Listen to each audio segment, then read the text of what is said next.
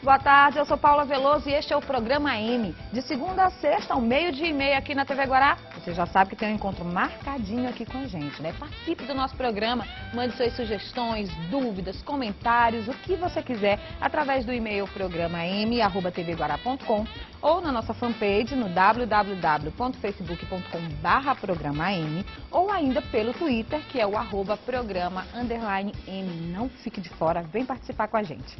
O impacto que uma família sofre com o uso de drogas por um de seus membros é devastador. É muito comum ouvir aquela frase, nunca pensei que fosse acontecer na minha casa. O consumo de álcool, assim como outras drogas, muitas vezes entra na vida dos jovens apenas pela curiosidade. Mas como orientar? Como perceber o problema? Para conversar sobre esse assunto, eu recebo a nossa comentarista de educação, Elizabeth Rodrigues. Boa tarde, Elizabeth. Boa tarde, Paula. Problema difícil, né, da gente perceber. Pois é, eu vejo muito falar que o consumo de álcool e drogas está aumentando entre os jovens do Brasil.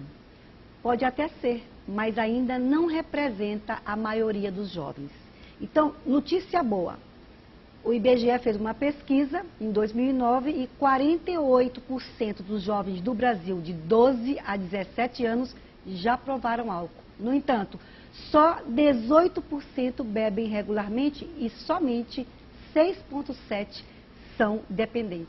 Coisa boa, né? O nosso jovem é saudável. É saudável. E por isso, inclusive por causa deste resultado espetacular, se mudou o foco das campanhas educacionais. Não é mais a campanha de mostrar a droga. A droga X é um psicotrópico que provoca este resultado. Não. É a campanha da valorização da vida. Então, você é o jovem saudável, o jovem do Brasil bebe pouco, o jovem do Brasil usa pouca droga. O último relatório da Unesco, de 2010, assinala que a maconha só é consumida por 4,9% dos nossos jovens. Bom, então, na verdade, a gente pensava que era uma coisa do outro mundo, e não é.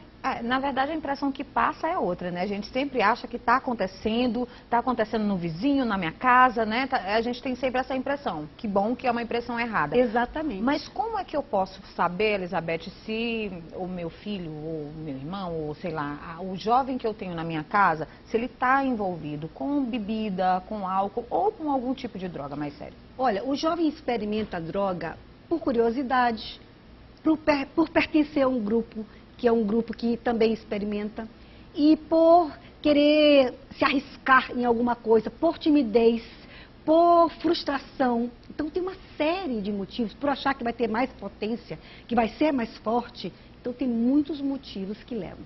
Mas talvez um dos motivos seja o prazer. Então ele experimenta por prazer, que é aquele momento da descoberta da sexualidade, da vida com mais autonomia e do prazer. Portanto, é interessante ver que o jovem começa a ficar desligado, começa a ficar com olheiras, começa a relaxar os estudos, a roupa, começa a ficar barba por fazer, começa a perder os compromissos, não se consegue mais contar. Então o pai deve ficar com as anteninhas ligadas e também o olfato, porque você percebe que o jovem está bebendo. E um negócio interessante é que o pai não pode perguntar, você bebeu? O pai deve primeiro observar e ter a convicção e a certeza de que ele bebeu. Porque na hora que ele pergunta, você bebeu? Ele está com dois problemas, a bebida e a mentira. Porque ele não vai dizer que bebeu. Não. Então, primeiro, muito bem, ó, tem um cheiro estranho na casa, ele está com uma aparência diferente, bebeu. Então você chega, você bebeu. Muito bem, já sabe que bebeu. Como é que vai abordar? Pois é, abordar esse assunto é uma coisa muito difícil. Quem deve abordar? O pai ou a mãe? Quem tem mais proximidade? O que é o correto ou não existe regra? Uma coisa é certa, não pode ser assim. Pare tudo que está fazendo porque eu tenho um assunto muito importante para conversar com você. Isso não pode. Meu filho, eu estou querendo conversar com você.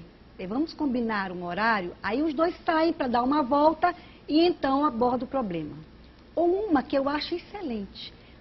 Filho, essa nova banda de rock que surgiu, eu escutei aí, você tem esse CD, essa mídia? Me mostra como é essa música desse rock que surgiu agora. Aí vai para o quarto dele e então ali ouve o rock e fala, olha que interessante, mas aquele cara do Nirvana, o Kurt Cobain, morreu de overdose, não foi, filho? Foi. Filho, pois é. Na minha época, tinha um Jimi Hendrix, era o maior guitarrista. Que pena que você não pôde conhecer. E por que, pai? Morreu de overdose. Aí, mas tinha uma Janis Joplin que era maravilhosa. Oh, que pena que você não pode conhecer. Por quê? Morreu de overdose. Tinha Elis Regina, a maior cantora do Brasil. Oh, meu filho, que pena que você não pôde conhecer. Por quê? Morreu de overdose. Aí começa aquela coisa falando de um terceiro. E aí você começa a falar. Agora, uma coisa muito interessante é que o jovem não vê longo prazo. Então, essa coisa de você dizer, não fume porque você vai morrer de câncer de pulmão, isso não funciona com o jovem. Câncer de pulmão é lá nos 60 anos, ele não vê. Agora, você dizer, meu filho, sabe por que a gente não fuma na nossa casa? Aí ele, por que, pai? Porque fumo faz ficar com a roupa toda fedida, ninguém quer namorar com a gente desse jeito, faz ficar com o dente amarelo. Sabe uma coisa horrível que o fumo faz? Mau hálito. Ninguém consegue arrumar namorada com mau hálito. Funciona mais você fazer uma meta de curto prazo para ele do que você ficar acenando uma morte longínqua com 60 e tantos anos de idade. Agora você falou do cigarro. Cigarro e bebida alcoólica, por serem, vamos dizer assim, drogas lícitas, né? É muito comum ter em casa e os pais fumarem ou beberem na frente dos filhos. Ainda tem aquela coisa do exemplo, eu vou beber porque eu vi meu pai bebendo, ou isso é um pouco de exagero? Pois é isso. Uma coisa importante saber o que é droga. Droga é qualquer substância que o organismo não fabrica e que altera o comportamento da pessoa. A expressão, a forma de conduzir, a mulher que usa anfetamina, usa algum remédio para emagrecer. Calmante. Isso é uma droga, isso é um perigo, não é? Muito bem. Mas, dentro da tua pergunta, não é? Existe a questão do pré-requisito. Aí o filho olha o pai bebendo, aí ele pede para o pai, né? Tu até me disseste agora que tinha uma pessoa com essa dúvida, não é isso? Tem uma pessoa aqui com a pergunta. Eu vou até ler, que a gente aproveita e já responde a pergunta dela. Tá aqui, é o Luciano, ele pergunta o seguinte: se meu filho adolescente pedir para experimentar a minha bebida em casa, eu devo deixar para que ele não experimente escondido? Aí, claro, meu filho, pode experimentar. Quantos anos mesmo você tem? 16? Oh, meu filho, que pena. A lei no Brasil é 18 anos. A mesma coisa quando o filho pede para dirigir. Pai, eu quero pegar o carro, meus colegas todos. Oh, meu filho, é claro. Sua carteira está aí? Não, pai, eu só tenho 16. Oh, meu filho, que pena, eu só tenho 16. Quer dizer, é uma brincadeirinha, mas para lembrar que é muito séria essa questão do pré-requisito. O Brasil precisa cumprir a lei como em um país desenvolvido. Nós falamos que muitas coisas dos Estados Unidos não funcionam para nós, mas a questão da bebida funciona. Os Estados Unidos só com 21 anos. E você tem que mostrar a carteira mesmo. E ninguém vende. No Brasil é uma pena que todos os bares vendam. 22% dos jovens que beberam porque compraram em um bar que não lhes despediu a carteira. Agora, existe uma regra na Inglaterra que é muito interessante. Na Inglaterra, quando o jovem tem 16 anos de idade, se ele está num lugar e pede um almoço, pede um alimento e com ele pede uma taça de vinho para acompanhar, então a lei deixa. Quer dizer, você pode observar que dentro da sua casa você viabiliza a forma do vinho tinto que faz bem para a saúde ou de alguma outra que possa acompanhar a bebida se você assim achar conveniente. Então, primeiro, posso beber? Não, você não tem 18 anos.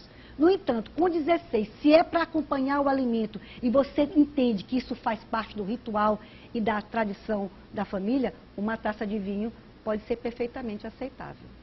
É bom você ter em casa as suas próprias regras e sentir também os seus limites, o que é que você acha que é bacana ou não para o seu filho, né? Agora, você falou ainda há pouco de amigos, né? O meu amiguinho vai, pega o carro e tal. Quando você começa a perceber que, de repente, os amigos do seu filho não são tão boas influências assim, como abordar isso com ele? É certo proibir de andar ou não? Como que deve ser abordado? Vamos ver. A primeira observação que deve se fazer é quem é este estranho que está ali com o seu filho. Ele tem um piercing, ele tem um cabelo, tem uma mecha verde e você olha, meu Deus, um piercing e uma mecha verde, da onde saiu este? A primeira providência é chamar para dentro de casa. Vamos chamar este amigo para almoçar. De repente, você pode descobrir que esse estranho que parecia uma pessoa de uma péssima influência é um doce adolescente, que está apenas externando no seu próprio corpo as dificuldades ou as incertezas ou a insegurança de sua transição da adolescência para a idade adulta. Pode ser que não seja ruim como parece. No entanto, se ele realmente for tudo aquilo que você pensava, estabeleça regras e limites. Olha, você observou como ele se comportou no almoço? Você observou que ele é diferente dos nossos valores? O que você acha?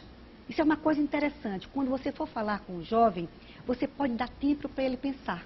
Por exemplo, na hora que está ouvindo rock ou passeando com ele, filho, eu observei que essa coisa do prazer que a gente sente bebendo pode ser muito complicado com a direção do carro, não é verdade? Porque a gente afeta a gente mesmo e pode afetar outras pessoas. Inclusive, filha, eu soube que a Semar substitui em São Luís, por ano, 450 postes por questão de acidente automobilístico. E desses acidentes, 70% são causados por álcool e embriaguez, e desses acidentes, 70% também são causados por jovens de 18 a 25 anos. O que você acha disso? Meu filho, pense um pouco e mais tarde, outro dia a gente conversa. Dá um tempo para ele elaborar com dados, com uma consistência. E aí depois ele, pai, é mesmo, eu estava vendo isso aqui. E aí eu queria saber como é que... Aí você vai conseguindo fazer um trabalho com ele para fazê-lo pensar de forma consistente com dados. Isso é bacana. Gente, a gente vai fazer o intervalo rapidinho, eu volto já com a Elizabeth, que a gente vai responder outras perguntas que tem aqui no Facebook e a gente continua conversando e tem mais programa M. Não saia daí de jeito nenhum, fica com a gente.